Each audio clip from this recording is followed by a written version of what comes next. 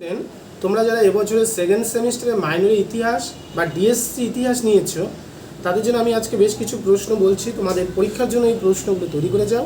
আশা করছি এই প্রশ্নগুলোর মধ্যে থেকেই তোমাদের কমন থাকবে। তো সবার প্রথমে আমি মান 12 কিছু প্রশ্ন বলছি।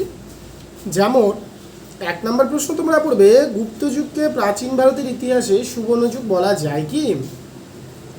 2 নম্বর, গুপ্ত যুগের সামাজিক ও অর্থনৈতিক অবস্থা আলোচনা করো।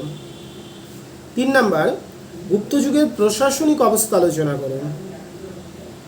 4 নম্বর প্রশ্ন তোমরা পড়বে, সমুদ্রগুপ্তের সাম্রাজ্যবাদী নীতি আলোচনা করো। এর পরের প্রশ্ন তোমরা পড়বে, দ্বিতীয় পুলকেশীর কৃতিত্ব আলোচনা করো। 5 নম্বর প্রশ্ন, চোল শাসন ব্যবস্থার গুরুত্বপূর্ণ বৈশিষ্ট্যগুলি আলোচনা করো। এর পরের প্রশ্ন, গুপ্ত সাম্রাজ্য পতনের কারণগুলি আলোচনা করো। নেক্সট তোমরা প্রশ্ন পড়বে, পল্লবদের শিল্প ও স্থাপত্য সম্পর্কে আলোচনা করো।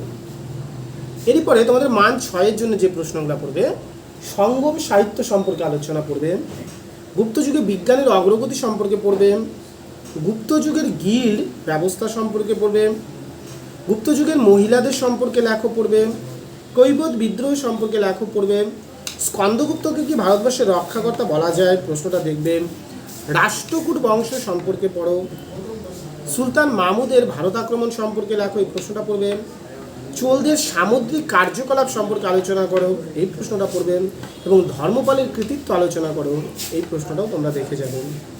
নেক্সট মান 3-এর জন্য যেগুলো দেখবে, ফাহিয়েন, এলাহাবাদ প্রশস্তি, হর্ষচরিত, হিয়েনসাং, মৎস্যরায়, নালন্দা, রাজপুত কারা, পল্লব কারা, গুপ্তযুগের ইতিহাসের উপাদান, হিয়েনসাং, তরায়ণের দ্বিতীয় যুদ্ধ, কৈবত বিদ্রোহ কি, পাল যুগের চিত্রকলা, এই ধরনের যে প্রশ্নগুলো রয়েছে মান 3-এর জন্য এই প্রশ্নগুলো তোমরা পড়ো।